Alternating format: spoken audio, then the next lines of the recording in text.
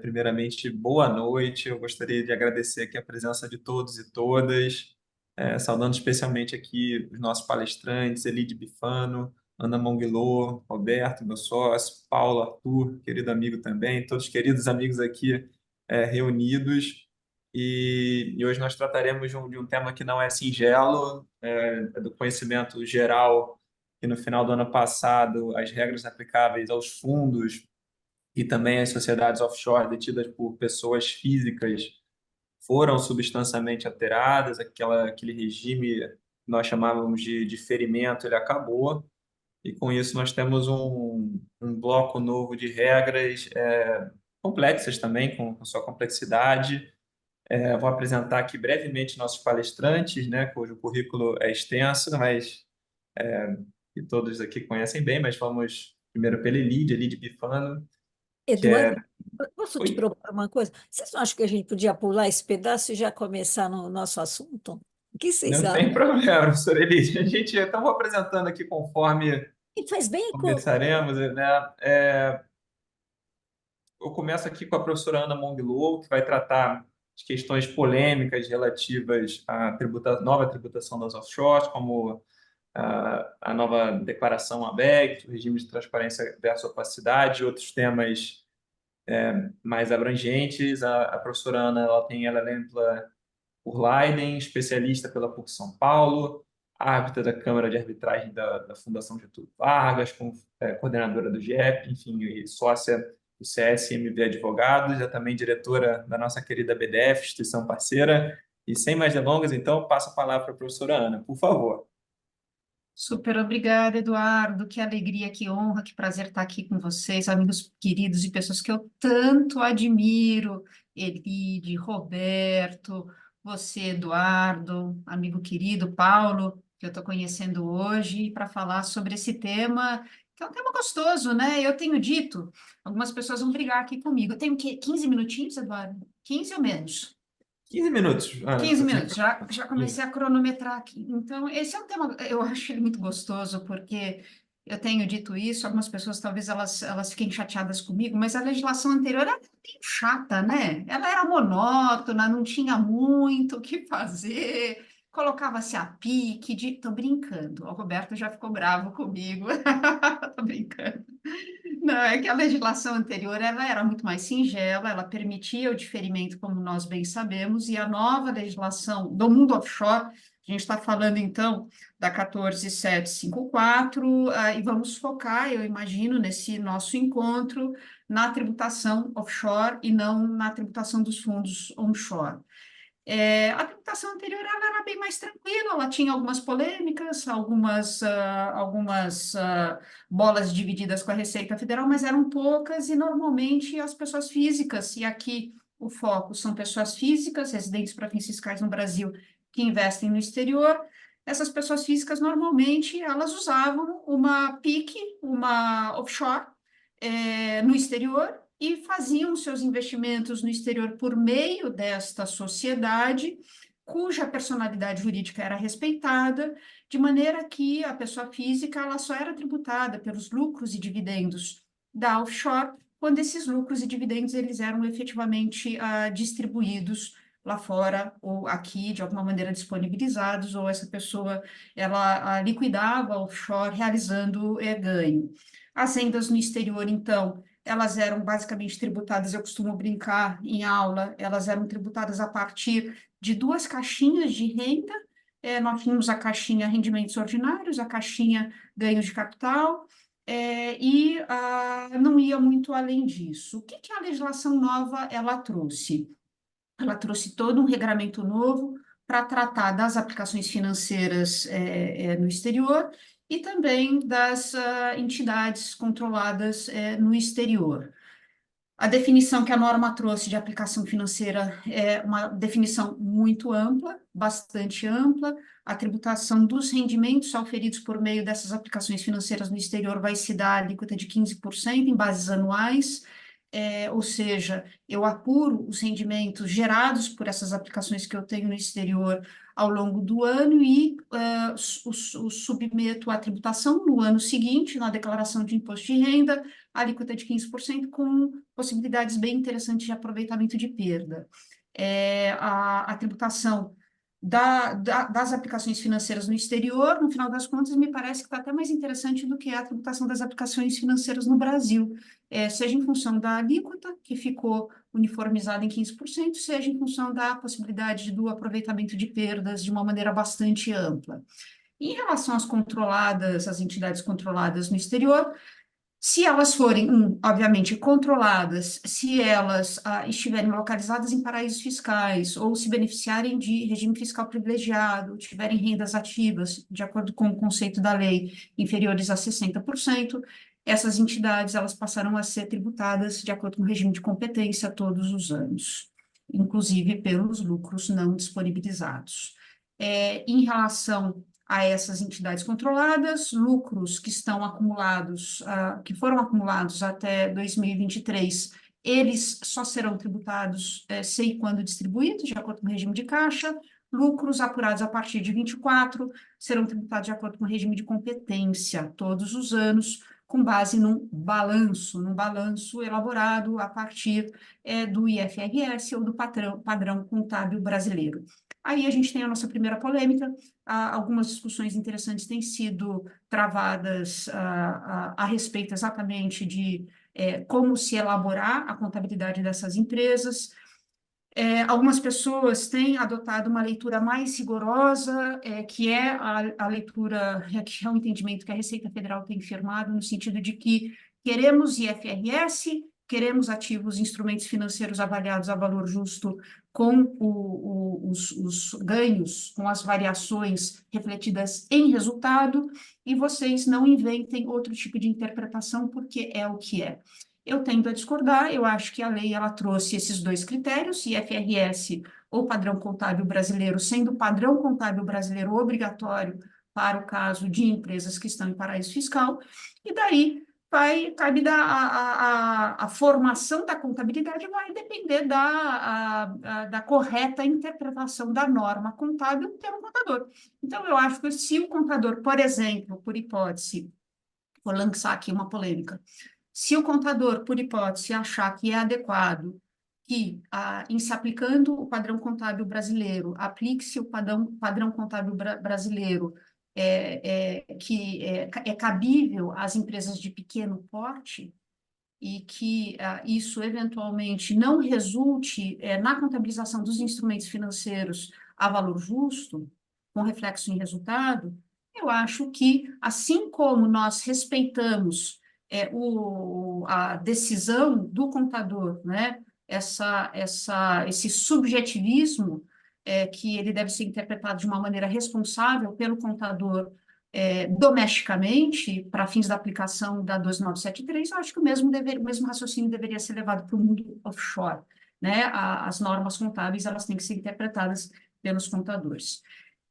Então, essas empresas, entidades controladas, vão ser tributadas a partir de 2024 pelos lucros apurados com base na contabilidade. Nessas circunstâncias, os prejuízos da entidade, eles poderão ser aproveitados no futuro contra os lucros desta mesma entidade. Voltando, no caso das aplicações financeiras, se elas gerarem perdas, as perdas poderão ser usadas para compensar lucros de entidades controladas. Então, realmente, a possibilidade de aproveitamento de perda das aplicações financeiras veio de maneira bastante ampla.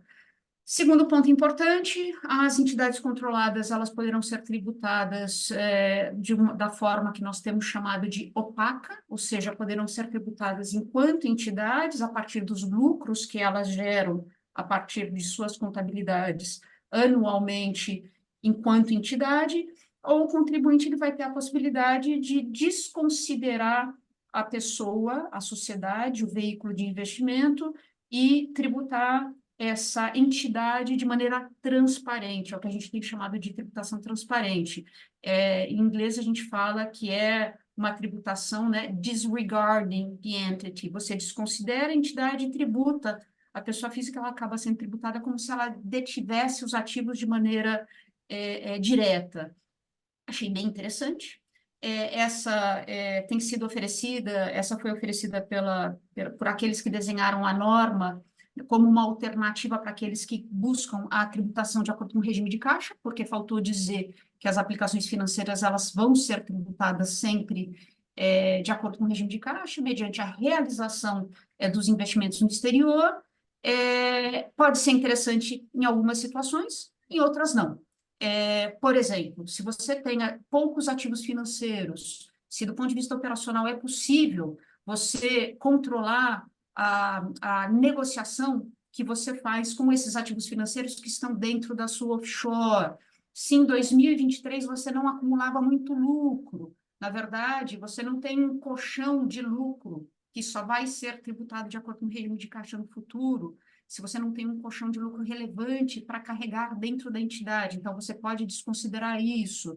Se você também não tem muita despesa na entidade, então, a depender de diversos fatores, pode ser interessante tributar a entidade de maneira transparente. Confesso que no meu pool de clientes isso tem sido uma exceção, porque normalmente essas pessoas físicas que detêm investimentos no exterior por meio de sociedades, de entidades controladas, de offshores, essas pessoas físicas elas têm um volume grande de ativos financeiros com um giro muito grande e até de um ponto de vista operacional fica difícil controlar tudo isso. Por fim, para não estourar meu tempo, vejo que eu já estou batendo aqui nos meus 10 minutos, eu vou falar de dois temas muito rapidamente.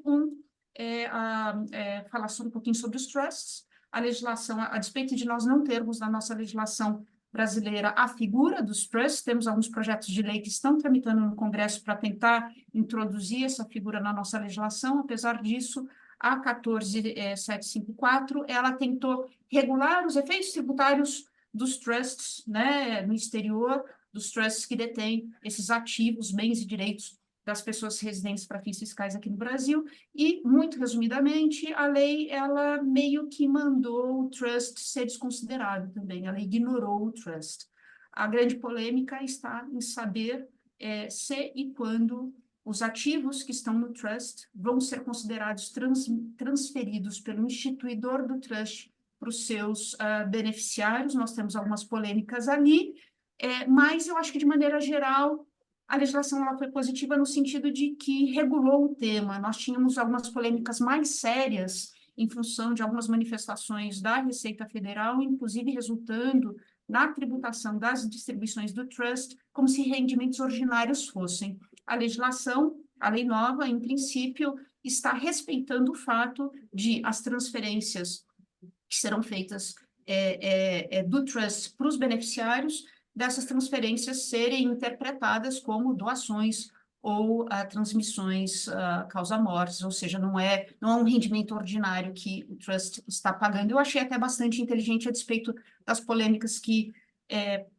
podem surgir, principalmente no caso dos trusts irrevogáveis. Última polêmica, e essa eu amaria ouvir vocês comentarem, falarem sobre essa polêmica. Como eu só tenho 3 minutos e meio, eu vou falar muito brevemente disso. A legislação também trouxe uma opção muito interessante de atualização dos bens detidos, que já eram declarados em 22 e que ainda eram detidos ao final de 23, a atualização do custo de aquisição desses bens aos seus valores de mercado no dia 31 de dezembro de 23. Essa atualização ela pode ser feita com uma tributação mais benéfica do ganho, ao invés de se pagar os 15%, que é a alíquota que vai se aplicar tanto às aplicações financeiras como aos lucros e dividendos das entidades controladas. Para atualizar os ativos, você vai poder pagar um imposto reduzido de 8%. É o que o Eduardo chamou de ABEX, que é uma declaração que terá que ser apresentada também até o final de maio, agora desse ano, com o pagamento dos 8%, para que se tenha atualização no valor dos ativos. Resumindo bastante, as situações nas quais a atualização vai ou não valer a pena variam demais, muitas vezes não vai valer a pena, porque a diferença que se tem entre 15% e 8% não é uma diferença óbvia. Se nós tivéssemos aquela alíquota cheia, que tinha sido inicialmente pensada de 22,5%, com a esperança da atualização vir com 6%, daí é o que eu chamo de no-brainer, daí sim, 22,5% para 6%, faz todo sentido, mas do ponto de vista financeiro, 15 para 8 não parece ser uma diferença tão grande, mas eu acho que em algumas situações sim, pode valer a pena. Por exemplo, se esse contribuinte ele pretende acessar esses recursos muito rapidamente, e ao acessar esse recurso muito rapidamente, ele vai acabar pagando os 15%, mesmo porque não pagar 8% agora. A outra situação que é a mais polêmica, que eu quero colocar aqui no debate de vocês, se vocês puderem abordar esse tema, é a atualização, considerando o custo de aquisição em moeda estrangeira. Abrindo um parênteses rápido, a gente sabe que a legislação revogada pela 14754, ela permitia, lá atrás, que os ativos que são detidos no exterior, eles poderiam ter os seus custos de aquisição mantidos em reais ou em moeda estrangeira, a depender dos recursos utilizados na sua aquisição. Se ele tivesse sido adquirido com recursos originalmente oferidos em reais, o custo era mantido em real. Se o ativo tivesse sido adquirido com recursos originalmente oferidos em moeda estrangeira, o custo era mantido em moeda estrangeira, o que é muito interessante, porque se você mantém um custo em moeda estrangeira, você não tributa a variação cambial. Muito bem. Na atualização, a despeito da lei nova ter revogado a possibilidade de se manter o custo em moeda estrangeira, na atualização permitiu que a atualização fosse feita considerando o custo original em moeda estrangeira, naqueles casos lá da lei antiga, nos quais podia se manter esse custo em moeda estrangeira. Nesses casos, a atualização passa a ser muito interessante, porque vai ser a última oportunidade para o contribuinte atualizar o seu custo sem tributar a variação cambial. Último comentário, que é a polêmica que eu acho super interessante, que são aqueles ativos que foram regularizados no contexto do RECT, por meio das DERCATs. Porque o que acontece? Vamos lembrar que o RECT, ele adotou uma presunção muito forte e importante, de que aqueles patrimônios que tinham sido construídos no exterior há décadas e décadas e décadas, com rendas auferidas há décadas e décadas e décadas, o RECT adotou por premissa de que aquele patrimônio estava sendo regularizado em função de uma renda auferida, de um acréscimo patrimonial auferido no dia 31 de dezembro de 2014, e assim tributamos o valor inteiro, com o imposto de renda na primeira versão do RECT de 15%, mais 15% de multa. Eu auferi essa renda, esse patrimônio no exterior, estou regularizando porque ele foi auferido no dia 31 de dezembro de 2014, ignorando completamente decadência e tudo mais, porque, pelo menos no meu caso, eu tive clientes que tinham auferido esses patrimônios assim há 50 anos, em período de guerra, há muito tempo. Eu acho que o patrimônio que foi regularizado no RECT, ele foi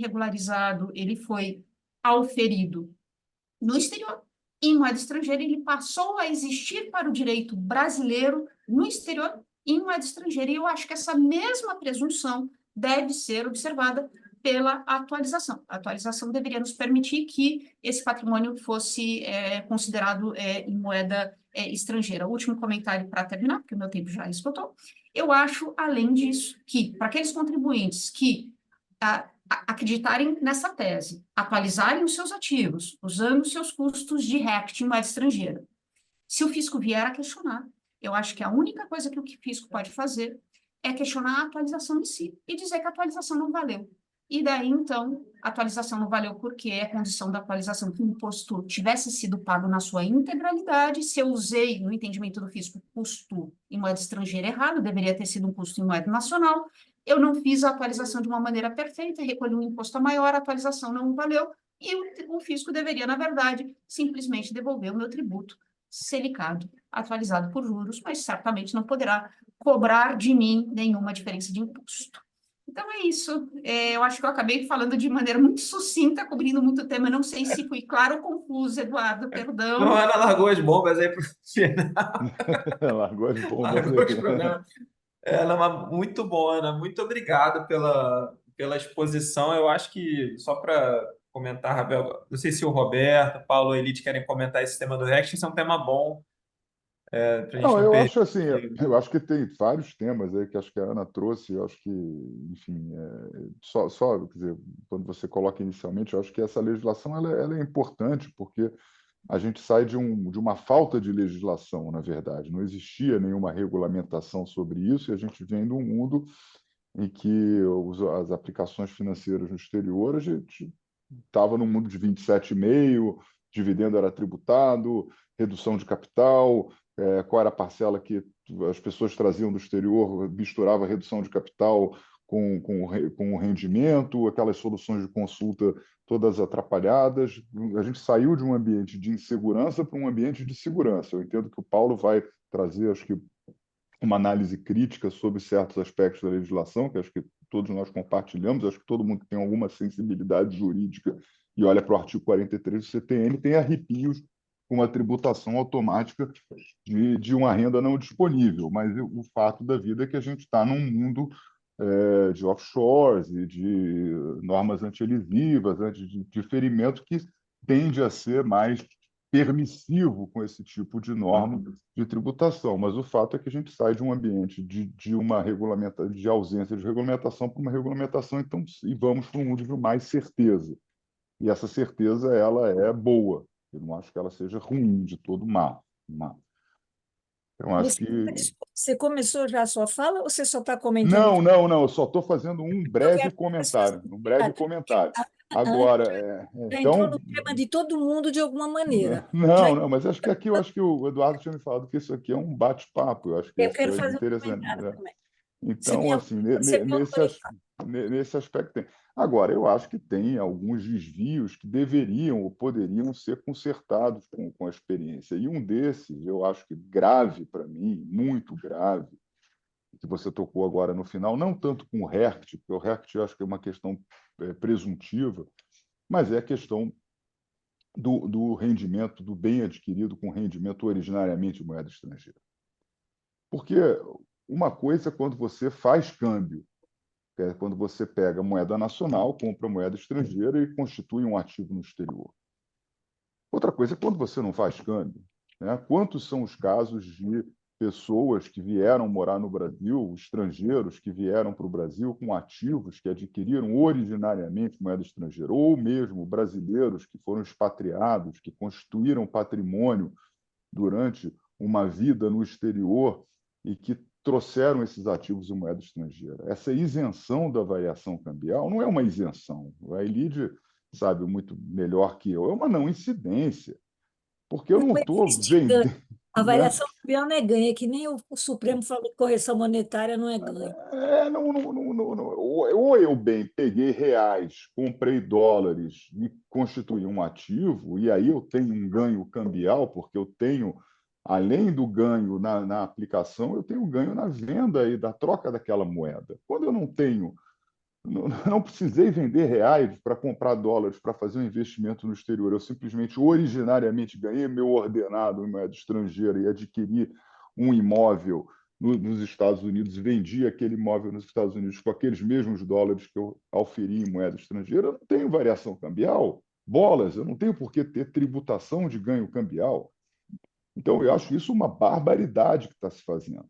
Então, e acho até que essa atualização, essa última oportunidade de atualização, ela é isenta, ela tem que ser isenta, ela não pode ser tributada. Quer dizer, essas pessoas que têm o direito de corrigir o custo cambial porque adquiriram originariamente os bens em moeda estrangeira, elas têm o direito legítimo de pegar o seu ativo e corrigir o custo, pelo menos, né, nesse final aqui, até o final pelo seu último valor e botar lá na sua declaração pela taxa de câmbio de 31 de dezembro de 2023. Esse Posso comentário falar ou que eu tinha. ainda não posso? Aqui, Quem é o presidente não sou eu aqui, o presidente é o presidente, Eduardo. Vamos lá, professor Elide, vamos lá. o presidente Bota- está te dando a palavra aí. Eu também quero um pouco falar, eu vou falar pouca coisa. Eu queria fazer alguns comentários. Primeiro, quando a Ana disse que o sistema era singelo, ele valeu por 100 anos. Se você vai na lei que institui o imposto sobre a renda, e o primeiro regulamento do imposto sobre a renda, as pessoas jurídicas só pagam sobre o ganho, a renda percebida. Então, esse conceito de percebido valeu a vida inteira. Então, regime de caixa, quando você faz o ganho e tal, isso daí é o que vale a 100 anos. Essa é uma primeira coisa. Havia um segundo conceito de que a pessoa pessoa física não pagava, não tinha atualização e também não pagava, só podia pagar em regime de caixa porque ela não fazia balanço. Agora vai fazer em algumas circunstâncias, né? Então, também isso cai por terra. E existem, para mim, duas dúvidas importantes que ainda não são, porque o meu caso é das demonstrações financeiras, mas que eu queria colocar para vocês, em algum momento da redação, eles falam de entidades, tal, eles falam de seguros, não é isso? Em algum Ah, momento. Eu não sei o que é isso. Com muita sinceridade, eu só me lembro da gente fazer um seguro em favor de alguém. Não sei se é disso que está se falando, Ana e todos os demais. Fica se der tempo para a gente discutir o significado disso. E quanto à variação cambial, Roberto, quando a gente lê a lei, ela fala do investimento inicial. Eu acho que, imagine que você tem um investimento de US$ 100, mas que te rendeu US$ 100 milhões, só por hipótese. Esse seu lucro não é sujeito a uma variação cambial tributada. É só aqueles US$ 100 iniciais. Pelo menos foi a leitura que eu fiz. Então, talvez valha a pena a gente também voltar Diferenciar a variação cambial do investimento da variação cambial dos do ganhos, lucro, do ganho. dos Não, ganhos. e aquela questão que a Ana levantou do 8%, do trade-off entre 6 e 22,5%, dos 8 e dos 15%, eu acho assim, o que está claro aqui nessa atualização, quer dizer, a diferença, quer dizer, eu vou fazer a atualização na Abex pelo valor de patrimônio líquido, né? Quer dizer, eu vou olhar o PL da empresa e vou contra a PL e atualizar pagando os 8. Só que eu vou ter que explodir esse PL em duas contas, a conta investimento e a conta lucros Isso. acumulados de exercícios anteriores, né? O Banco E Central, essa, para a gente, aliás, quando você faz a declaração para o Banco Central, ele pede exatamente isso. ele vai aparecer isso Ele fala, bem destacado, né? exatamente isso. E ali eu vou pegar 8% para uma conta e 8% para outra conta, né? Uma vai influenciar no valor do investimento na declaração de imposto de renda, que vai aumentar, e o outro vai influenciar, vai se lançar uma nova linha na minha declaração de imposto de renda, que é um crédito de dividendos que eu vou ter contra essa empresa, que se quando vier a ser distribuído, eu já paguei os 8 à cabeça, não vou pagar os 15 que seriam devidos se quando aqueles lucros fossem efetivamente E distribuídos. nem variação cambial, né, Roberto? Não, aí eu travo a variação cambial. Como vai Variação. ser o regime doravante, né? Doravante, não, eu travo a variação cambial, eu vou apurando, porque eu apuro em dólar aquele lucro, converto no 31 de dezembro, jogo na declaração e não pago variação cambial, nem deduzo perdas, né? Também, se Eu, também o dólar do pagamento for maior do que o dólar da distribuição. Ainda em cima do que a Ana falou, e pelo menos esse é o meu último comentário, depois a gente passa para a sequência aí do Eduardo. Veja, quando a gente fala de aplicações e de investimentos no exterior, a gente tem que pensar que muita gente foi para lá porque você tem uma proteção extraordinária. Você investe em moeda firme, numa legislação, a legislação de origem anglo-saxônica, ela não é mutável. Então, você tem muitas vantagens. Então, na hora de pagar esse tributo, quando você falou, depende da situação. Quem não vai usar, você está absolutamente certa, Ana, deixa para depois, porque pode ser que você tenha nesses bens de atualização, bens que possam se desatualizar até mesmo no tempo. Então, acho que a gente tem que considerar todos esses fatores para pagar esse tributo. Só quem vai pegar de imediato é que vale a pena pagar. Quem não vai, realmente esqueça. Acho que aí Acho. E cada ele caso é tem. um caso, cada caso é um caso, né? Eu Exatamente. tenho situações também, pessoas de mais idade, que de repente vão desfazer daquele investimento, tem situações de realização de heranças, tenho distribuições que podem vir a acontecer, né, num futuro mais curto. Aí é conta, é a situação pessoal de cada família. Eu acho que aí cada caso é um caso, isso tudo tem que ser analisado casuisticamente, né? Eu acho que é a necessidade do uso do recurso, É. efetivamente, né? Também uma coisa que interessante é ver também as assimilações, a disponibilização que são feitas com as operações, porque ele não é mútuo, né? Eu lembro que nas pessoas jurídicas tinha quando veio aquela época da disponibilização, mútuo de recursos financeiros. Aqui é qualquer operação de crédito, né? Se eu faço qualquer operação de crédito com uma controlada que tenha lucro acumulado, com a própria pessoa física ou com qualquer pessoa a ela ligada, então pode ser uma outra controlada da pessoa física, pode ser um primo, um filho, um cônjuge, eu estou disponibilizando indiretamente aquele lucro. Então, tem que tomar muito cuidado, porque é qualquer operação de crédito, né? Ressuscitar uma norma de DDL para colocar aí. É, exatamente. É isso aí. Pessoal, eu vou. Só porque o Paulo Arthur vai ter que sair O um Paulo pouquinho Arthur mais está com cedo, o então eu horário aí. vou. Vai Ele lá, está com Paulo, vai lá. horário, e o Paulo Arthur vai tratar também de um tema que é bem complexo, no mínimo, que é a interação das novas leis supostamente anti-elisivas, né, desse novo regime, com os tratados celebrados pelo Brasil contra a tributação. Esse é o tema do Roberto. Ih, perdão, então, O peraí. meu é a constitucionalidade, é mais facinho. Vamos ver. Então, tudo bem, então já está resolvido isso aí. Vamos lá, então o Paulo vai tratar aqui da constitucionalidade da norma, por favor, Paulo. Obrigado, Eduardo. É um grande prazer aqui conversar com você, querido amigo, com os professores aqui, com os quais eu sempre aprendo bastante. A discussão até agora já foi bem interessante, já aprendi um monte de coisa aqui. Só fazendo um breve comentário que a professora Elide falou sobre as apólices de seguro, né? Eu acho que são aqueles produtos que tem que, em tese, ele tem uma natureza securitária. Se eu tiver um problema agora e parar de gerar renda, em tese eu vou ter um valor a mais do que eu recolhi, mas mesmo que eu, ao longo de 30 anos, não incorra em nenhuma das hipóteses de resgate da indenização, né, eu tenho isso um investimento mesmo. Né? Hoje de manhã a Biedade estava jogando lá com o seu patrocinador que faz esse tipo de operação. Né?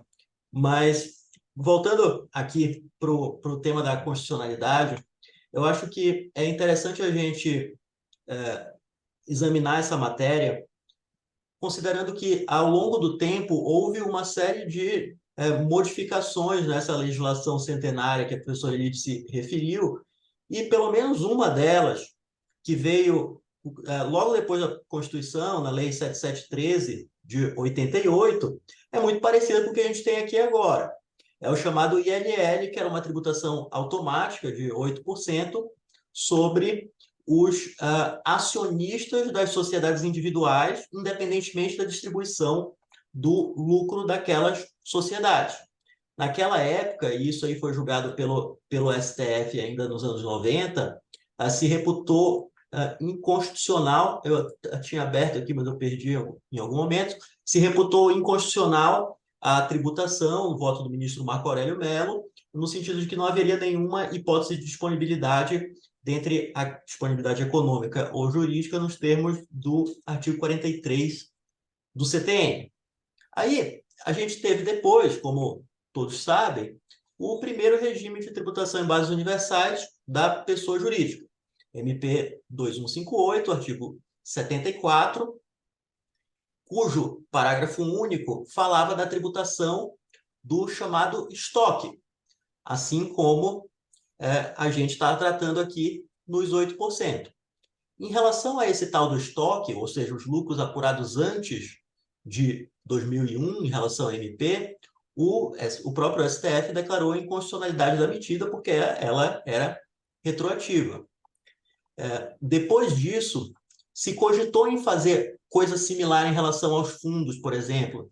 Eu estava tentando lembrar aqui qual era o número, eu acho que era aquela MP 806 de 2017, na época do governo Temer, ainda que ia fazer isso, o pessoal já estava se preparando para entrar com mandado de segurança e tal, e a MP não foi convertida em lei.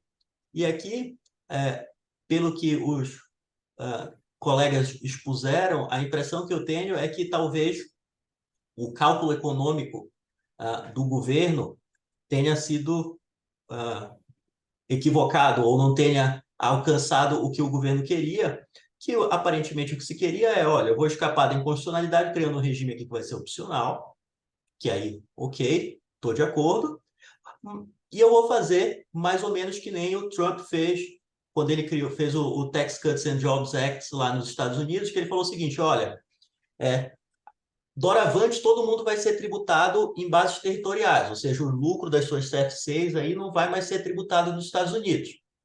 Mas o estoque vai ser tributado de uma vez só, em 8 prestações, que iam vencer no final do segundo mandato dele. O único problema é que ele não teve um segundo mandato. Então, quem está pegando o restinho aí das parcelas é o governo atual ainda.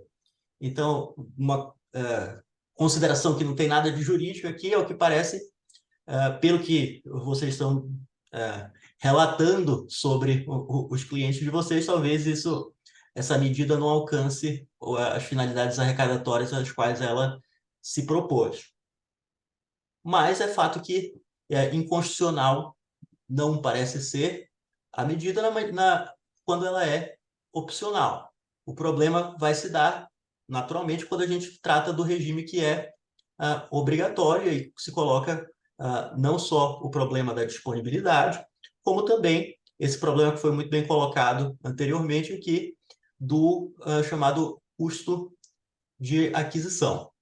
Bem, mas a respeito da disponibilidade, o que primeiro vem à mente é que essa matéria foi superada, porque o STF, na DI 2588, julgou constitucional o artigo 74 da MP, de modo e quando ele o fez, o resultado de julgamento, ele olhou para a constitucionalidade baseada nos critérios do controle, com aquele argumento de que se eu sou controlador, em tese eu posso deliberar pelo controle, é o chamado poder de adquirir a disponibilidade econômica, que o professor Humberto Ávila fala que é diferente de ter disponibilidade de ter o poder de adquirir a disponibilidade, de um lado, e de outro lado, ele falou que essa tributação seria especialmente constitucional no caso das sociedades residentes em países de tributação favorecida.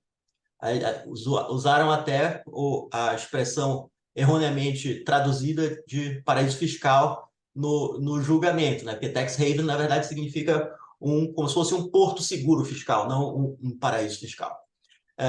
De toda sorte, e aí quando a gente olha para a lei, a 14754, de fato, diferentemente do que faz a 12973 em relação às pessoas jurídicas, ela não olha para a coligação, que é aquele mero interesse, influência significativa, que é presumida com 10% de acordo com a lei das SA. Ela olha só para controle. É bem verdade que ela traz uma série de equiparações ao controle.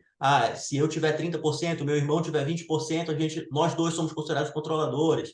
E aí tem regras de equiparação que são bastante razoáveis e outras que não são tão razoáveis assim, que dizem respeito, por exemplo, à presença de uma pessoa no conselho de administração de uma empresa, que é uma coisa que não parece ser suficiente para fazer presumir esse controle em conjunto.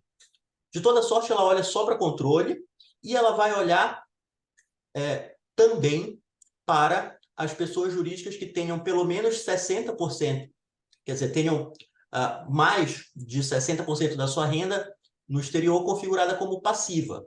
A MP 1171, que foi a primeira tentativa de incluir essa tributação e que tinha uma alíquota de 22,5%, como referiu a Ana, ela falava em 80%. E aí, quando veio via projeto de lei, o que acabou sendo aprovado foram os 60% de renda passiva. Renda passiva é aquela que, em tese, o contribuinte consegue manipular com alguma facilidade entre pessoas jurídicas. Então, é renda com juros, com royalties, com aluguéis e daí por diante. Então, ao que parece, é uma regra efetivamente anti-elisível, uma regra CFC no sentido clássico lá do Super F dos Estados Unidos, onde foi criado esse tipo de legislação, que ela olha para o tal do approach jurisdicional, né, o jurisdictional approach, que são os países de tributação favorecida, e ela olha para as rendas passivas, o chamado tainted income. E aí a gente se pergunta se, então, por conta disso, essa legislação, apesar dela prever uma disponibilização ficta, por assim dizer, dos rendimentos, ela seria, então, constitucional, conforme o julgamento do STF relativamente à MP. Só que, quando a gente analisa os votos que foram proferidos na ADI e também no recurso extraordinário 540.090, a gente vê que só quem fez referência ao critério de controle como fundamento suficiente para dizer que eu tenho disponibilidade jurídica foi a ministra Ellen Grace. E só quem fez referência ao critério de localização em paraíso fiscal foi o ministro Joaquim Barbosa. E, afinal, qual foi o critério que foi efetivamente adotado pelos outros ministros?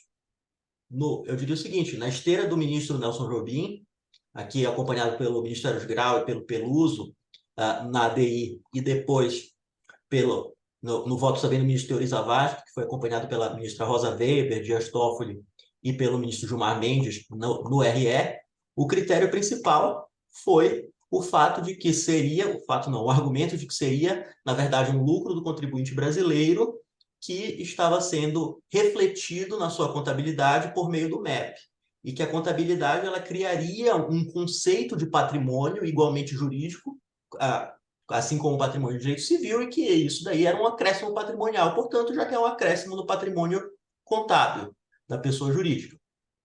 E aí a gente se pergunta se esse argumento se aplica à pessoa física. E eu tenho séria dificuldade de entender que ele se aplicaria, porque a gente não tem como falar de uma contabilidade societária ou contabilidade de direito privado de pessoa física. Se eu vou ter que fazer uma demonstração financeira pro forma só para obedecer à lei tributária, isso não é não é um conceito de patrimônio de direito privado, como acontece em relação às pessoas jurídicas. Além disso, assim como acontece na 12973, e obviamente isso aqui em relação às pessoas físicas deve ser menos frequente, a lei 14.754, ela não olha só para a controlada direta, que é a única que é diretamente referida pelo método de equivalência patrimonial. Ela olha individualmente para as controladas indiretas também, o que é completamente estranho ao método de equivalência patrimonial, que acaba consolidando tudo naquela controlada direta, que era o efeito que o fisco não gostava na MP 2158, que foi substituído por esse motivo na lei 12.973. Então, a minha visão aqui sobre o tema do respeito ao critério da realização do rendimento e ao conceito de renda, conforme estipulado pelo artigo 43 do CTN, é o de que a gente ainda tem argumentos muito relevantes aqui para dizer que essa tributação ela não seria compatível com a Constituição Federal, especialmente considerando os votos que foram proferidos aí na ADI 2588 e no RE, que analisaram a MP 2158, que se basearam majoritariamente nesse argumento do método de equivalência patrimonial. E, naturalmente, uma coisa é afirmar que há bons argumentos e que eles são juridicamente consistentes, e outra coisa é ter essa constitucionalidade efetivamente aplicada. Existe, naturalmente, uma visão de que esse diferimento ele seria uma forma dos super ricos de economizar tributos e tudo mais. O próprio Poder Executivo justificou a não remessa do projeto de lei de reforma do imposto de renda que está previsto na emenda constitucional 132, dizendo que esse desiderato já teria sido, enfim, preenchido por meio dessa lei que tributou as offshores. E, curiosamente, a gente tem aqui uma tributação separada dos demais rendimentos, que, naturalmente, nenhum contribuinte vai arguir isso, mas que gera alguma dúvida em relação à tal universalidade da tributação e aos critérios da generalidade, conforme o qual eu tenho que tributar todas as espécies de rendimentos, eles têm que ser tributados da mesma forma. A gente pode pensar em justificativas para essa tributação aqui diferente, mas o fato é que, aparentemente por coincidência, essa alíquota acabou sendo exatamente a alíquota que se discute na OCDE quando se fala do tal imposto mínimo global. E aí esse pode acabar sendo mais um argumento aí de natureza extrajurídica e consequencialista consequencialista não, mas política mesmo, para se vir a justificar essa tributação. Eram essas as colocações que eu queria fazer, nosso presidente. Paulo, muito bom, realmente muito bom. Acho que, de uma certa forma, com tudo que se passou no Supremo nos últimos tempos, a gente está um pouco receoso de suscitar as inconstitucionalidades, talvez não acreditando que elas vão para frente no julgamento, mas eu acho que a nossa função aqui é apontá-las e, enfim, debater até o final. Eu acho que esse ponto do Mepper é interessante porque ele cria efetivamente um distinguishing entre o que foi julgado com relação às pessoas jurídicas e o tratamento da pessoa física. Mas a questão não é totalmente resolvida porque eu acho que tem uma discussão importante de como as regras CFC elas interagem com o princípio da realização da renda, ou seja, o fato de existir uma tendência mundial no sentido de relativizar as regras de tributação quando eu tenho uma norma antilesiva, ela pode relativizar também o princípio da realização da renda. Em que medida? Qual é o limite? Ou seja, em que momento? O que configura uma regra CFC? Realmente a legislação das pessoas físicas acabou se direcionando, como você bem disse, para o controle e tudo mais, mas ele cria também uma tributação necessariamente presumida com base em balanço no final do ano, que nem sempre de verdade dentro da entidade controlada vai refletir um lucro disponível até mesmo dentro da entidade. Porque quando você começa a pegar, como a Elide vai discutir melhor, regra de IFRS para tratar de balanço, você está em outro cenário, porque ele está trabalhando ali com o princípio da realidade, tentando levar a sua demonstração financeira para o mais próximo do que seria a realidade de mercado daquela entidade, o que é totalmente incompatível em alguma medida com a ideia de realização em regime de caixa, que rege, sempre regeu, pelo menos no Brasil, a tributação das pessoas físicas. Então, acho que realmente são apontamentos importantes aí que foram feitos pelo Paulo, já agradecendo aí pela apresentação. Não sei se alguém quer comentar esse tema da É, inconstitucionalidade. Por favor, professor Lídio. eu quero fazer dois comentários. Paulo, em primeiro lugar, excelente. Eu acho que você fez uma abordagem muitíssimo boa. Eu acho que, Primorosa. não é verdade? A Primorosa. Ele arrumou muito bem as ideias. Realmente, A primeira parabéns. coisa que me preocupa é uma realidade, é uma opção, então você não pode dizer que é inconstitucional. É a opção que me parece malvada.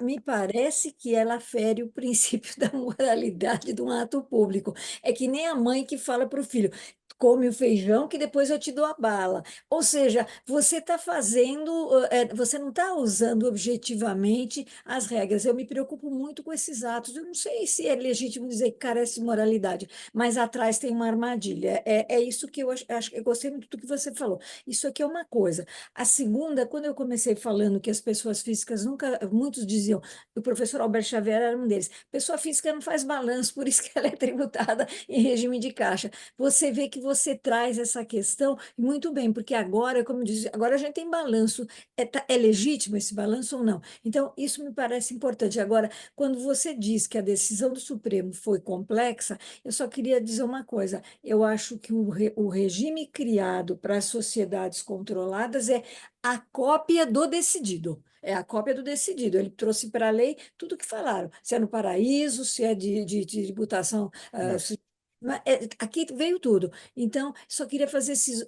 Pode ter algum reparo, mas eu acho que ele procurou copiar para não se defrontar com algum problema. Mas eu entendo, eu te acompanho na questão da opção, porque é uma opção malvada. Na verdade, ela é malvada.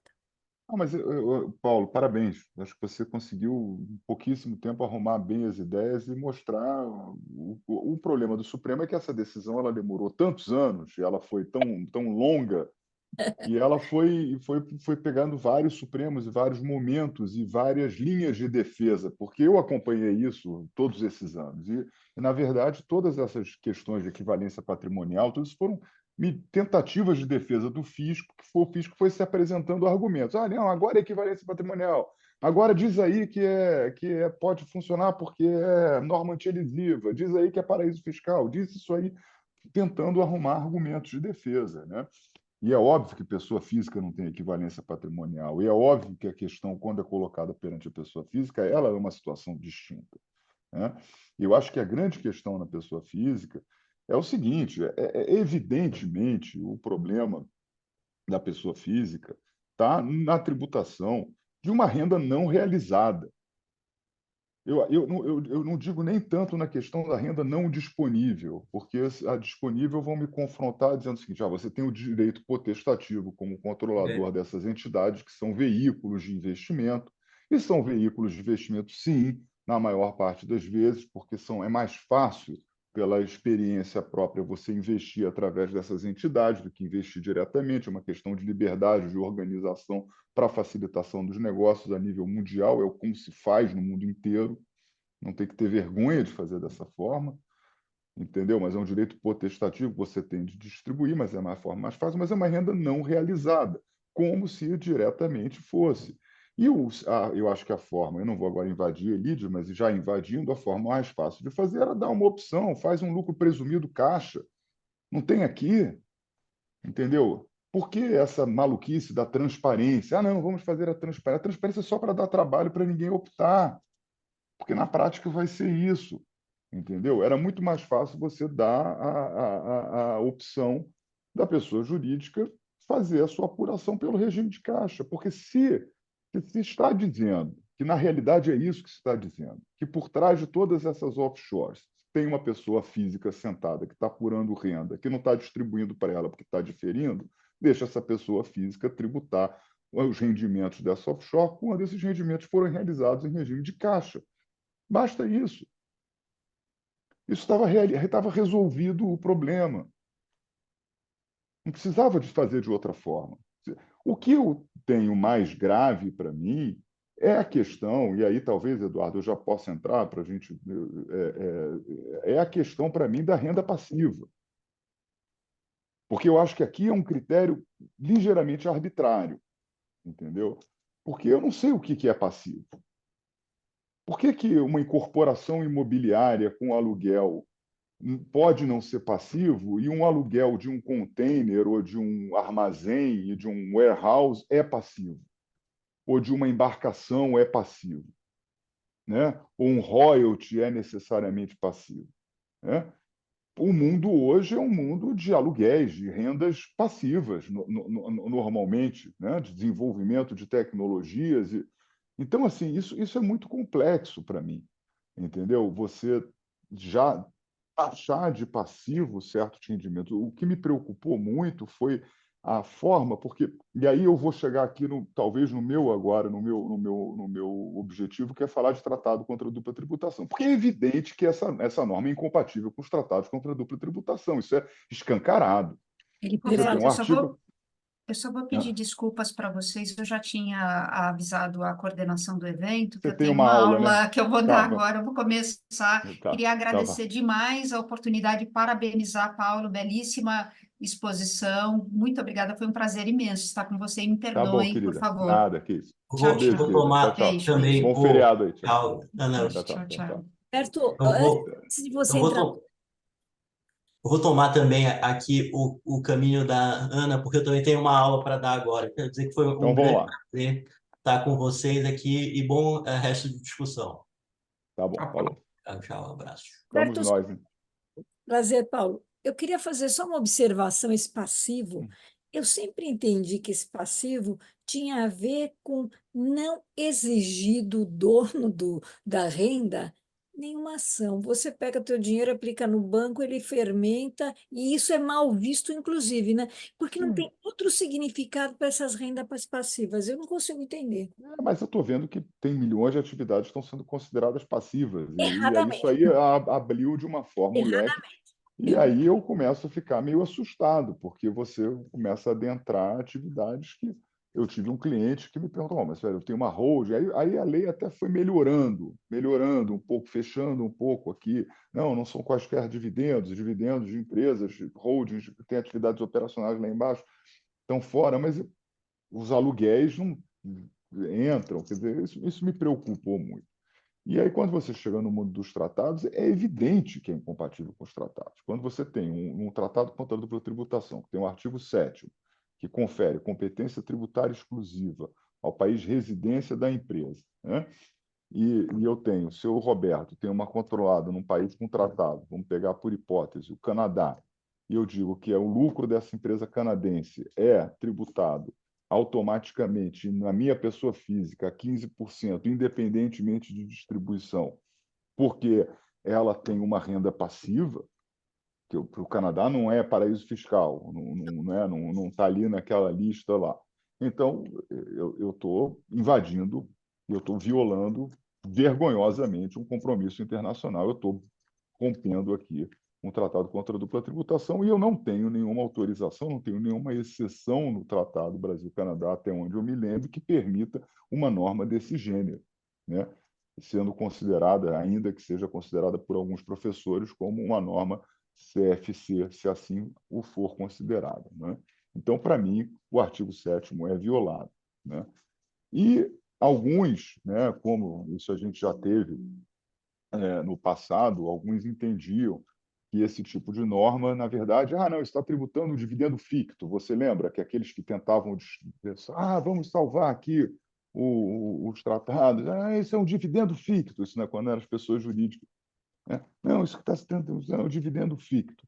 Mas dividendo ficto, dividendo naqueles casos que eu tenho aqueles tratados que eu tenho o método da isenção, quer dizer, em que o lucro, que o dividendo está submetido à eliminação da dupla tributação pelo método da isenção, em que o Brasil não pode tributar o dividendo quando recebido aqui, só o país da fonte que tem autorização para tributar, eu tenho também uma violação ao tratado, né? Não são todos os tratados que têm esse método, é um método que já não se usa tão frequentemente, mas eu ainda tenho alguns bons tratados com esse método. Áustria, Equador, Espanha, Argentina tinha esse método, Índia, se eu não me engano, alguns outros ainda assim prevêem. E tenho aqueles tratados clássicos lá, Dinamarca, Tchecoslováquia, que tem também a proibição de tributação de lucros não distribuídos, né?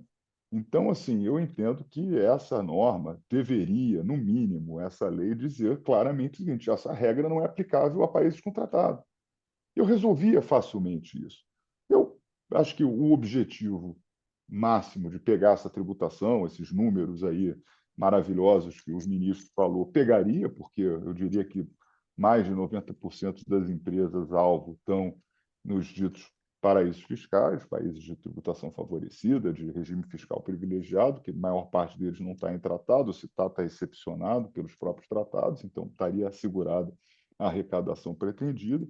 Eu respeitaria os tratados internacionais e acho que essa questão das rendas passivas deveria ser olhada com mais carinho, com mais cuidado, principalmente tratados como você tem Luxemburgo, por exemplo, que eu tenho muitos veículos financeiros, né, que é muito utilizado para isso nas estruturas bancárias internacionais. Quer dizer, eu estou botando em risco aqui algumas operações importantes com essa renda passiva sem ter o devido cuidado. Eu acho que isso aqui pode ser que ainda perturbe algumas operações importantes com uma certa avidez nesse conceito de renda passiva, né? Gostaria de ver assim mais na prática, né? Então, essa questão dos tratados, para mim, e, obviamente, aqui não tem esse argumento que o Paulo tão bem explicou, esse rapaz explicou muito bem essa questão da equivalência patrimonial, porque bolas, pessoa física, evidentemente, não tem equivalência patrimonial, não é, Elidio? Enfim, eram essas as minhas brevíssimas considerações aqui sobre a manifesta incompatibilidade dessa regra com os tratados internacionais.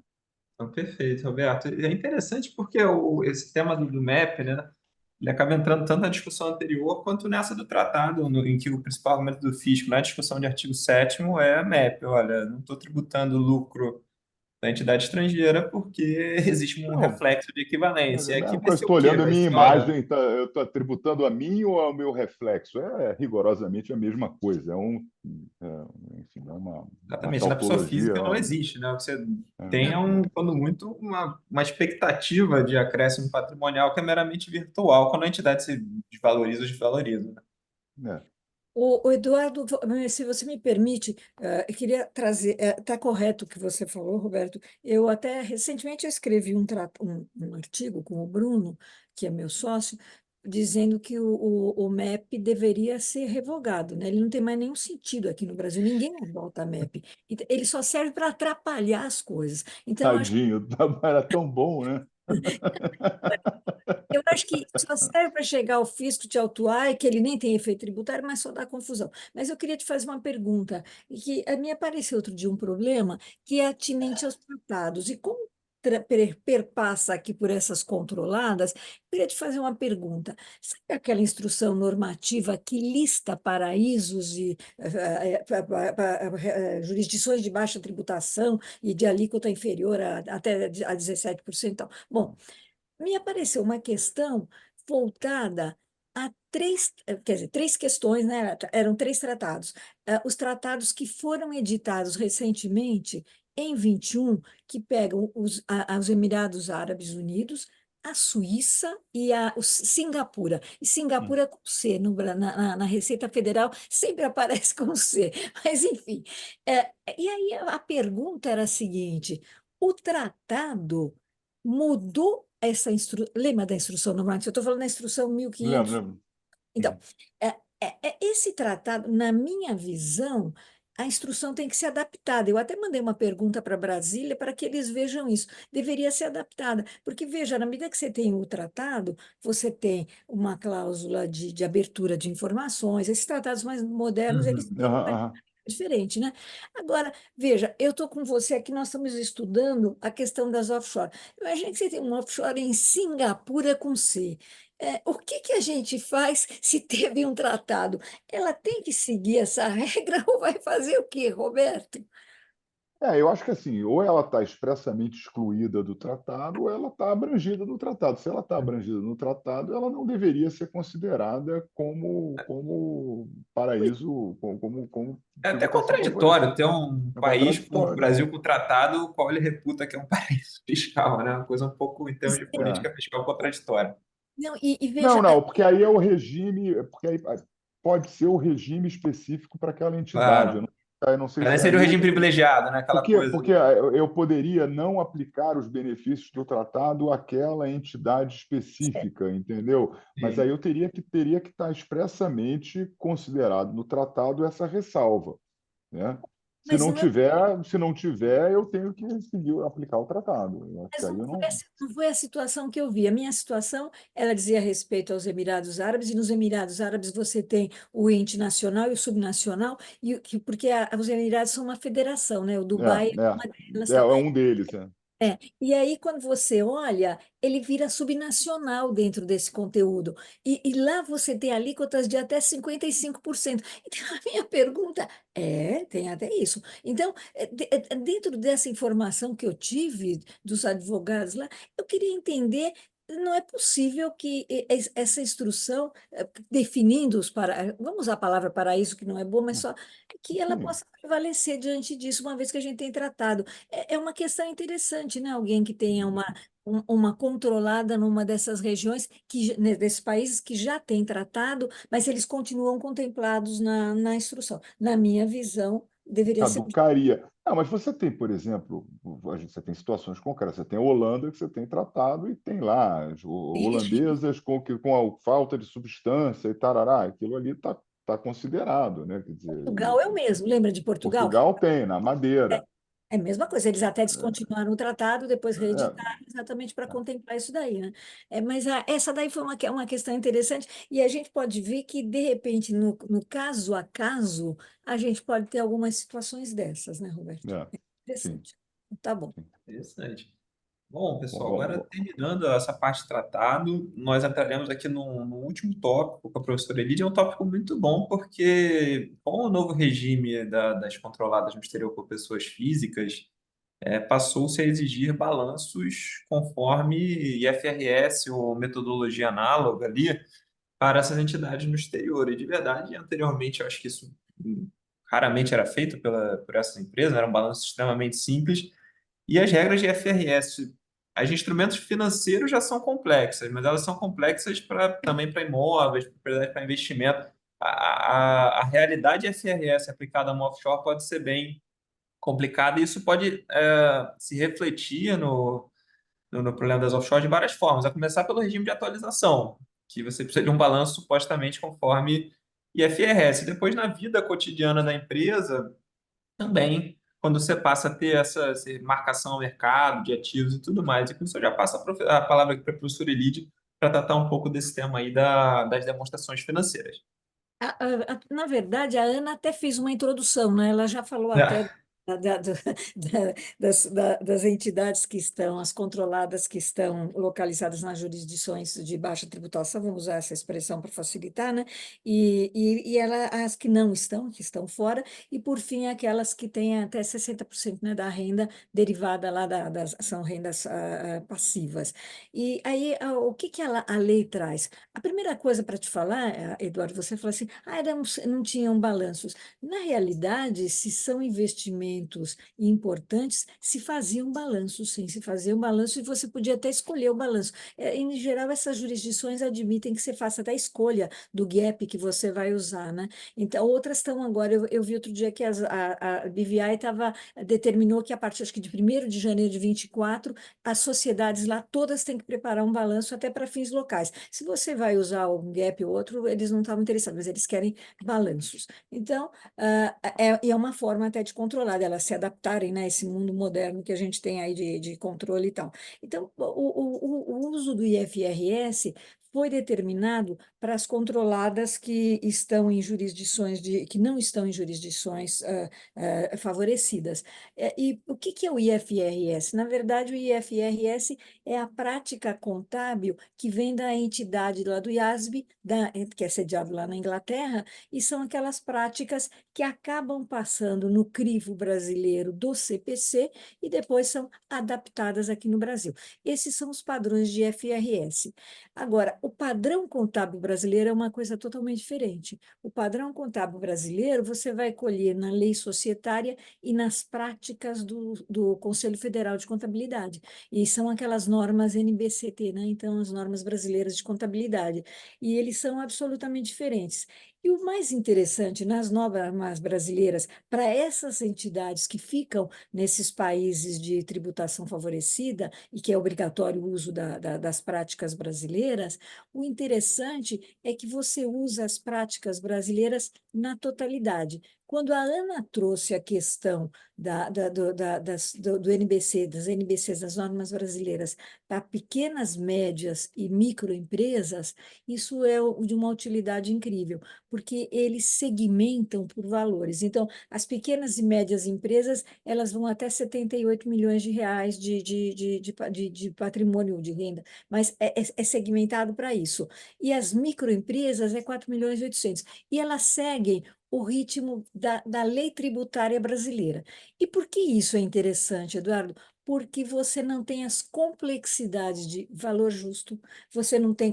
Eu tenho uma lista que aqui, há algum tempo atrás, eu fiz, de várias práticas que você tem que são absolutamente diferentes, né, para esses CPCs, ou para essas NBCs, que são absolutamente diferentes das convencionais para as outras entidades. Então, não é legítimo a gente imaginar que quem está lá fora só tem bilhões nas sociedades. Tem muita gente, eu posso ter uma economia aí de 5 milhões de reais, eu coloquei em BVI e agora tenho que fazer um balanço, ele tem que fazer. Então, eu posso usar essa norma brasileira de contabilidade que opera com valores menores e que permite esse uso. É absolutamente legítimo a gente fazer isso. E eu até recomendaria, porque ele é muito mais fácil de fazer. Você pode usar um contador brasileiro, porque lá é admitido contador. Alguns exigem que ele seja credenciado, mas tem contadores que são credenciados nos Estados Unidos e no Brasil, ou lá na Inglaterra e no Brasil. Mas me parece que essa é uma saída fantástica para a gente fugir dessas coisas. Eu tenho aqui, por exemplo, é por faturamento. Eu falei do valor de patrimônio, não é por faturamento. Então, você tem até 4 milhões e 800, e aí você tem, e depois entre 4 milhões e 800 e 78 milhões. Depois ela é chamada, até 300 milhões, é chamada de entidade de grande porte, e a regra é outra. Mas eu acredito que grande parte dos contribuintes que têm investimentos desse tipo, eles possam usar esse valor dos 78 milhões, que é alguma coisa razoável, né? E você pode, não precisa usar muitas das práticas complexas que um balanço de FRS ou um balanço de práticas brasileiras completo exige. Então, eu diria que é interessante a gente colocar, aqueles que têm que fazer, colocarem para avaliação. E mais, quem já fazia esses balanços para acompanhamento, até para dar informações para o Banco Central, ele pode ser agora atualizado com essas práticas do Conselho Federal de Contabilidade. Então, me parece que pode ser uma boa saída. E o que o Roberto falou do presumido, você usando essa referência dos 78 milhões, é como se você estivesse usando práticas do presumido, né? Então, com isso, a gente pode, algumas circunstâncias, pode usar caixa, alguma coisa assim. Então, eu diria que as demonstrações financeiras, elas podem ajudar bastante na avaliação desses investimentos e retirar dificuldades, né? Tirar dificuldades daqueles que têm investimentos no exterior. E os contadores brasileiros, a maior parte está preparada para isso, com certeza. Esse era só uma breve referência às vezes, o NBC, aí, desculpe, eu precisava dar o nome, mas é NBC TG 2002 e 2001, que são, e um CPC, Pequenas e Médias Empresas, que trata disso. Mas nós não estamos falando de CPC, estamos falando só de NBC, que são as regras específicas de pequenas, médias e microempresas, que é facilitadores da vida das pessoas. E eu queria lembrar também, quem só investiu em sociedade de investimento, que é a sociedade que só tem aplicações de dinheiro, Roberto, essa dificilmente, até voltando naquele assunto de atualizar e de pagar em cima de valor atualizado, ela deve estar atualizada até hoje, né? Porque quem trabalha só com dinheiro, só aplica dinheiro, dificilmente tem valores desatualizados, né? Se você olhar os balanços que são feitos nessas sociedades que estão lá fora, você tem o investimento, você tem todas as apropriações e a marcação a mercado, porque os instrumentos que você compra têm marcação a mercado. Então, ele registra isso. Então, o patrimônio da entidade, se ela é só de aplicação financeira, ela está sempre em dia, ela vai estar sempre em dia. Então, dificilmente vai ter essa preocupação aí que a gente está falando de atualização, né? Eu acho. Eu acho que assim, o que deve estar, pode estar defasado assim, são os investimentos iniciais, né? O que está ali no imposto de renda, o valor do investimento, né? O balanço, sim, No imposto de renda, ele foi mantido. É.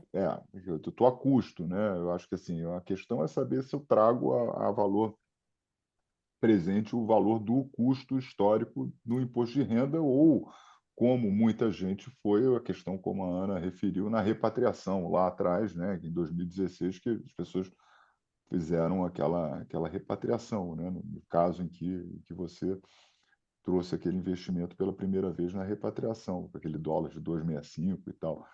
Porque são esses os momentos em que essas entidades apareceram no seu histórico, né? Agora, o que está dentro do patrimônio da empresa, eu estou com você, aquilo ali, aí sim, aquilo está atualizado, muito provavelmente. E veja, Roberto, se você levou recursos e comprou instrumentos financeiros, e você, quando demonstra no seu balanço, você faz uma marcação a mercado, e naquele momento ele caiu, é uma evidência, quando se fala de pagar antecipadamente, que talvez você não deva pagar, porque isso pode ter oscilações grandes, se você for realizar. O duro é, mais uma vez, essa questão da pessoa física, né? Tá pagando... Porque, assim, a questão é que as perdas, elas são compensáveis dentro do exercício, né? Quer dizer, eu posso carregar daqui para frente, né? Mas o que eu tinha para trás eu não carrego mais, né? Essa que é o Não, problema, não, né? mas isso é uma evidência de que não necessariamente quando você realizar, você vai realizar por um valor atualizado. Sim, sim, sim, sim. Muito bem. Eduardo, o que mais Vamos temos? lá. Não, eu queria comentar aqui, professora, que no IBET nós estudamos muito essa interação científica entre o direito e outros ramos, os limites, mas é interessante perceber no caso que você apontou, como às vezes a solução para o problema tributário, né, ele está simplesmente na contabilidade, ou seja, a localização das normas que tratam das pequenas e médias empresas pode trazer um regime, no fundo, bastante diferente tributário na comparativo com aquele que está sujeito ao IFRS, porque realmente o IFRS e toda essa ideia de marcação ao mercado, valor justo e toda aquela complexidade toda, né? ela acaba sendo evitada e, no fundo, a própria tributação muda, porque se a tributação se dá com base no valor dos lucros calculados, enfim, tudo mais, no final das contas, quem determina a ponto de partida para a determinação do lucro é a própria contabilidade. É, Eu queria só apontar isso. Não, você está certo, e veja que a eleição do modelo contábil que você vai adotar, ela está falando de padrões, né? A lei fala de padrões brasileiros, e essas Exato.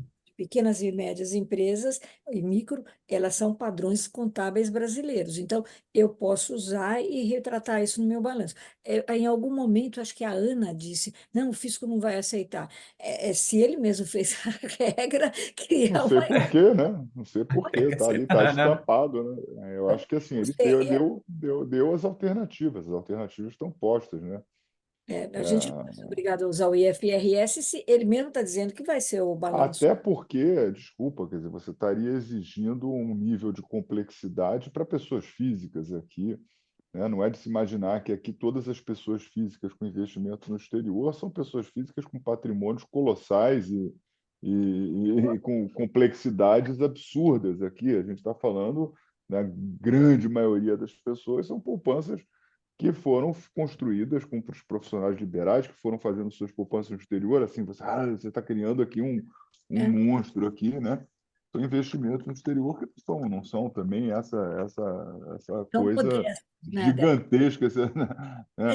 Esse- Esse absurdo todo, não, né? Eu acho que assim tem, obviamente, patrimônios relevantes, significativos, certamente, e até aí que eu acho que faz a diferença, pelo menos o que eu venho vendo assim na opção entre o opaco e o transparente, está muito mais para certos patrimônios mais significativos, investimentos em instrumentos de aplicações com menos liquidez. O cara tem, de repente, um hedge fund ilíquido, em que o valor é só obtido mediante laudo, né? Um fundo de investimento ali muito ilíquido. Aí sim, de repente, vale a pena fazer a transparência, colocar aquilo na pessoa física, porque nem eu vou saber qual é o valor que eu vou dar àquele ativo, né? Eu ficar, né, que eu comprei aquilo, vai ser um unicórnio, eu tenho lá 5 ou 6 empresas que eu coloquei aquilo ali, vou ver que aquilo vai dar. Aí eu acho que aquilo faz sentido ser transparente, colocar na pessoa física. Ao contrário de uma carteira que eu vou ter bonds, algumas ações, algumas cotas nos fundos com mais liquidez. Aí sim, eu acho que faz sentido ficar na empresa, até porque você vai ter despesas operacionais, você vai poder deduzir os próprios custos com o banco, os FIIs dos assessores, e aquilo ali você vai ter até as despesas, né, que você vai deduzindo para poder chegar a um lucro. Você vai ter que ter mais, obviamente, um olhar mais rigoroso na apuração daquele resultado. Mas também não tem por que não fazer essa apuração de uma forma que a legislação te oportuniza. E aí você está dando aqui, ó, 4,8 é simples nacional, 78 milhões é lucro presumido, acima disso é lucro real. E não é todo mundo. Quantos por cento você que sabe das empresas no Brasil é lucro real? 4%? a gente sabe disso. Não, e 5%? Roberto, Né? você sabe Então, acho que você vai acabar retratando, vai ser um espelho um pouco isso nessas offshore. Você vai acabar tendo o mesmo parâmetro, praticamente. eu não sei se você está lembrado daqueles levantamentos que o Banco Central faz periodicamente para saber aonde é que as empresas dos brasileiros investem. Então, o brasileiro cria uma sociedade em BVI e a sociedade em BVI vem investir em No ativos Brasil. brasileiros, de bancos brasileiros, do governo brasileiro. Então, ele confia no Brasil, mas por que ele faz isso? Pela segurança da legislação lá de Nossa, fora e porque ele faz uma poupança para o filho, para o neto, seja lá o que for, né? Então a isso. gente tem que entender isso na medida em que como é que ela funciona. Daí se dizer que dificilmente você vai encontrar só bilhões nessas contas lá fora. Quem tem Não. bilhões está numa outra estratosfera, está numa entidade Tá, global, tá, tá, tá fazendo o Elon Musk aí, fazendo o Elon, né? está lá na Suíça. Aí, mas você vê, se a gente tiver um levantamento disso, quantas entidades vão se valer da NBC aí, das Sim. microempresas, Você vai ver quantas. Nossa. É, Não, esse foi um é ponto isso muito aí. rico, professor. Uma última discussão que eu queria trazer aqui antes de nós encerrarmos muito pessoal perguntando aí sobre os trusts, né? Olha, o trust é transparente agora, então não tem nenhuma finalidade mais. Só que o trust ele tem uma função também sucessória importante, né? Ele não é um instrumento apenas de planejamento tributário, essa função talvez tenha morrido, não sei, mas como instrumento sucessório ele ainda é importante, né? Eu entendo que ele é importante. Eu acho que no Brasil o trust ele tem um estigma. Todo mundo fala, ai, é um trust, nossa, é safadeza, alguma coisa. Já lembra do Eduardo Cunha, né? Mas é uma realidade. Ah, esse cara tem um trust, nossa, que horror. Não, o trust é um instrumento importante. Hoje já tem até, acho que um projeto no Congresso para organizar aqui dentro do Brasil. A norma que está trazendo o trust, as normas do trust agora, não sei se o Roberto concorda comigo, você, Eduardo, vocês concordam, ela apenas determina quem vai pagar o imposto, se vai ser É. o trustee ou não. Então, não mudou nada, ela não está mexendo no trust, ela só está regulando quem é o responsável por isso? Onde é que está o dinheiro para ser Não tributado? A são ruins, eu acho que elas não são ruins a priori. Eu acho que elas, na verdade, elas só têm uma questão, acho que mais complexa, que é a questão do trust revogável, irrevogável, né? Eu acho que assim, é, porque ela já está atribuindo uma responsabilidade de pagar que talvez para pessoas que não saibam ainda que são elas as beneficiárias, né? Em Terão que algumas circunstâncias, né? Mas assim, em tese, eu acho que assim, pela nossa experiência e aí eu tenho experiência longa nisso, o trust ele sim é muito importante para uma como um instrumento para tornar mais expedito a realização do processo sucessório nessas empresas, pagar. porque faleceu com o trust, você imediatamente já transfere a titularidade das ações daquela empresa para o beneficiário, né? Colocado sem precisar abrir inventário, sem precisar ter um testamento, sem precisar ter um probate aquelas jurisdições de direito anglo-saxão, e você consegue dar uma eficácia à movimentação financeira, aquela empresa que, em última análise, é dona de contas bancárias e aplicações, ela continua funcionando e aquilo continua sendo executado automaticamente sem maiores problemáticas, né? O maior problema do trust, na verdade, era a incompreensão do instituto, né? A partir do momento que eu dou ao instituto um tratamento simples, eu acho que o que a lei teve de positivo foi simplificar, desmistificar ele. Eu acho que agora ele está ali. E ele tem funções importantes em certas situações familiares. Eu posso ter herdeiros com problemas mentais, com problemas de saúde, com questões pessoais graves e que eu vou precisar liberar recursos paulatinamente, não vou poder liberar tudo de uma vez só. Quer dizer, tenho funções, eu tenho trusts, às vezes, muito sofisticados, né? Mas vou dizer também que são casos muito pequenos, né? Diante da generalidade do caso, são trusts simples com funções meramente sucessórias, né? Roberto, a única coisa que me chamou a atenção, não sei, eu só queria fazer, eu quero, da minha parte, pelo menos, que a gente já está no horário, eu queria só fazer um comentário sobre a obrigação do trustee de informar e que dá para efeito de incidência de tributo. A lei trouxe isso. O trustee, que é aquele sujeito lá, ele não tem que informar coisa nenhuma, exceto cumprir as vontades. Pelo menos esse sempre foi o modelo que eu entendi e que eu vi.